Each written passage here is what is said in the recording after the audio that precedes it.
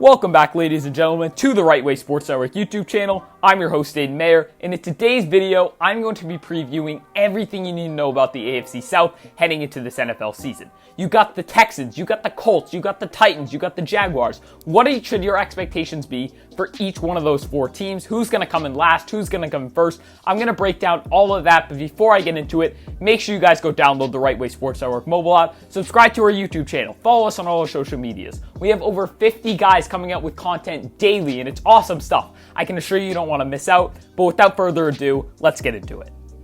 I'm going to start off with the team that I believe will finish in last place in the division, and that is the Houston Texans. Last season, the Texans finished in third with a 4-12 record, but the only reason they weren't in last was two reasons. One, the Jacksonville Jaguars happened to be one of the worst, if not the worst team in football, finishing with an abysmal 1-15 record. And two, the Texans had Deshaun Watson, one of the top quarterbacks in football, and his absolute heroics willed them to a couple wins.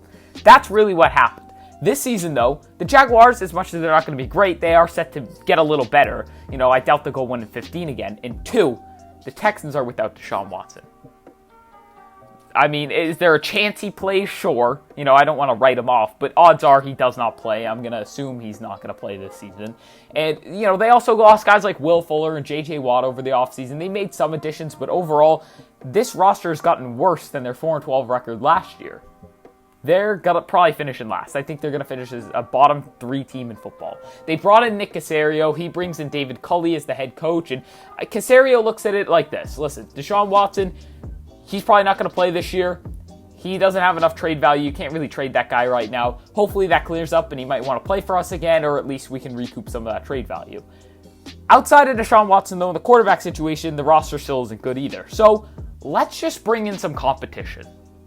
I really feel like that's what the Texans did. They didn't really add any stars. They did trade for Shaq Lawson, who is one of their better players on the roster right now. So they made some additions, don't get me wrong, but a lot of their moves were just like depth pieces. They really just added to the depth to put some competition on the roster. Try to find some guys who can serve as building blocks for the future and really build up a culture there, because that's really the goal. Right now, the Texans don't have the talent necessary to compete. As much as they're going to try to be competitive, it's going to be through building a culture and competing within the team and just becoming better that way. The Texans are going to be bad this year. Tyrod Taylor stepping in for Deshaun Watson. I think Taylor has enough rushing ability and he avoids mistakes, so it's not going to be abysmal. He's not going to be turning the ball over a ton, and that's at least going to keep this from being an absolute train wreck. But if he gets hurt, then it can become an absolute train wreck. And even with Tyrod Taylor playing, it's still not going to be a very good offense. And the team overall is not going to be very good. I'm not impressed with much on this Texans team right now. I'm really not. They have Laramie Tunsil. They've got some dudes, but overall, this is just not an impressive roster. So I'm going to move on to the third team because I feel like the Texans are pretty self-explanatory. But in third, I have the Jacksonville Jaguars, who finished in fourth last year, obviously, with that 1-15 record that I was talking about. They're set to improve. Granted, you can't get much worse than 1-15. They obviously add Trevor Lawrence, which is, I feel like, an automatic upgrade over Gardner Minshew and Jake Luton and all these guys that they were throwing out last year.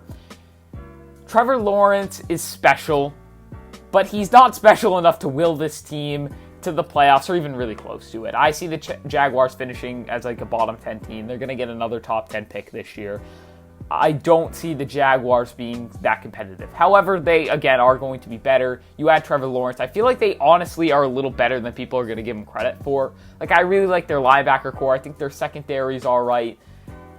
They've added some dudes. Josh Allen, assuming he's healthier this year, that's going to help that pass rush that is, even with him, very bad, but I like kind of what the Jaguars did in some scenarios. I liked some of the moves they made, but at the end of the day, I still don't trust them. I did not like the Urban Meyer move. I'm not a believer in him. And overall, I'm still not putting too much faith into the Jaguars. Don't get me wrong, because I don't want it to sound like I'm saying they're going to win a Super Bowl within the next couple of years and they're going to be really competitive this year. None of that, no. But I do think their roster has a tad bit more talent than people give them credit for, but at the end of the day, it's still not great. They're still a very young roster. And this is, again, just not a year they're not going to be competitive. They'll be better than 1-15 and fourth in the division, but I probably see them finishing with Probably around 4 wins. They'll swap places with the Texans, something like that. So now we move on to the Titans and the Colts. This is really where it gets interesting, because I'm sure if you clicked on this video, you were trying to get an opinion on where I stood between the Colts and the Titans, because I don't think anybody has the Texans or the Jaguars winning this division. It's down to these 2 squads. I have the Colts for now winning the division, because you have to remember that these are not set in stone just yet. Like, there's a reason I'm not doing record predictions either. I'll estimate the amount of wins they might get, but I haven't gone that far into my predictions yet. We're just previewing things, and right now, if I think the Colts are going to win the division. That is my guess as of now. My prediction, whatever you want to say. But I'm going to start off with the Titans because I want to keep this in chronological order, and that's the team I have coming in second place. They obviously won the division last year with the 11-5 record. The Colts were 11-5 as well, but the Titans had the tiebreaker, whatever. I said the Titans were going to regress last year, and they didn't. I'm going to go ahead and say that again this year, that they will regress. We'll see how that works, and a lot of people are going to hate me for that because they have a lot of star power. They do. Like, Ryan Tannehill's a solid quarterback. He fringe top 10. They have one of the best skill position trios in the league with Derrick Henry, Julio Jones, and A.J. Brown. Like, that is an awesome trio to have. The O-line, I'm skeptical of it, but it's not awful. And then defensively, they've improved. They have. They've added guys like Bud Dupree. I thought that was an overpay. I think Bud Dupree's a little overrated.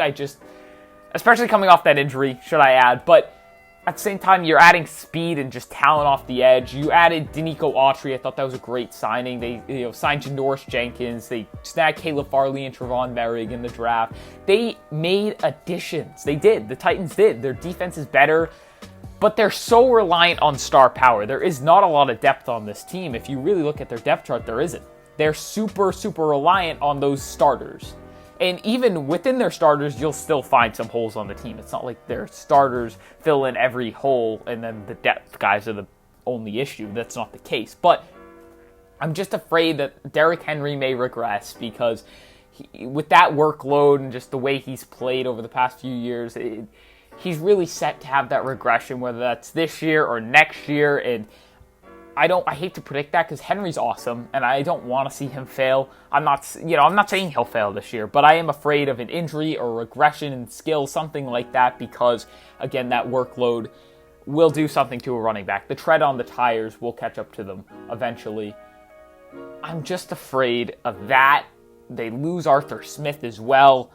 Listen, the Titans are probably the pick for most people in terms of who's going to win this division. I get that. They're probably the safer option. There's a lot of hype around them right now, and a lot of people are skeptical of Carson Wentz. Like, I'm not going to sit here and act like the Titans have a lot of questions because of their depth and will Derrick Henry regress? You just lost Arthur Smith, all of that type of stuff. And then I'm also going to sit up here and act like the Colts don't have any questions. Granted, they have less. They really just have one big question, and it's Carson Wentz, which I'll get to in a second. But the Titans, I'm not particularly high on them coming into this year. I'm not. Can they still make the playoffs? Of course, they could still win this division. Like, they're absolutely in play. Their expectation should be to win this division and go far in the playoffs and really try to make a run at a Super Bowl. Will they win it? No, I don't expect them to, at least, but their expectations should be pretty high heading into this year. Just my personal expectations aren't as high, but they could still grab a wild card spot. In terms of the Colts, their question is Carson Wentz, because I believe in Frank Reich. Even after that Buffalo game in the playoffs, I get that wasn't his best coaching performance, but I still trust him. They've got one of the best O-lines in the game. They've got an awesome defense. I understand the receiving core isn't great. That's a bit of a question as well, but their biggest is by far Carson Wentz. The Colts went 11-5 and made the playoffs last year, nearly beat the Buffalo Bills, who were one of the top teams in football, went to the AFC Championship game with Phillip Rivers. That tells you just how good everything around the quarterback is. Carson Wentz has the upside. He does. We've seen him perform like an MVP before. Take 2017, for example, before his injury. We've seen Carson Wentz perform like an MVP. Will he do that this year, though? I don't think he needs to win this division, though. I don't think Carson Wentz needs to perform like an elite quarterback to win this division. He just can't screw things up, because the Colts nearly won this division last year with Phillip Rivers, who did not play like an elite quarterback, not even close. Carson Wentz, if he just played like an average quarterback, somebody who stops forcing things, maybe like a little bit better of a version of Phillip Rivers, I'm pretty confident saying the Colts will win this division. Because again, I do see the Titans regressing, believe it or not, which is a bit of a dicey take, because that star power does make their upside enticing. But The Colts, to me, it's all down to Carson Wentz. If he plays hero ball again and does what he did in Philadelphia last year, granted, I think the system around him and Frank Reich and all that will make things a little better. I don't think he'll play as bad as last year. His floor is still low, and he could screw things up, and the Colts could be like a borderline wildcard team, and the Titans win this division. But if he does play solid, or maybe even plays really well. If he plays solid, they can win this division. If he plays really well, they can make a run at the Super Bowl. I'm not saying they will. I'm not saying Carson Wentz is going to play like an elite quarterback, but I am going to be realistic here and say he has that type of ceiling. Again, I'm not banking on it, but he does have that type of upside. We've seen it before, and now he's back with Frank Reich, and the O-line's awesome, and I'm intrigued to see what happens. I think Carson Wentz is one of the biggest question marks heading into the season, and again, I'm excited to see what he does. But again, it's really down to the Titans or the Colts. I'm interested to hear what you guys have to think. Who are your early predictions to win this division? Who do you think is going to come in 4th, 3rd, 2nd, 1st? Leave it in the comments down below. I'll engage with you guys, of course, as always. But make sure you guys go download the Right Way Sports Network mobile app. Subscribe to our YouTube channel. The button is right down below. We have content coming out daily from over 50 guys that put in so much work. The content is awesome. I can assure you, you don't want to miss out. But without further ado, I'll see you guys later.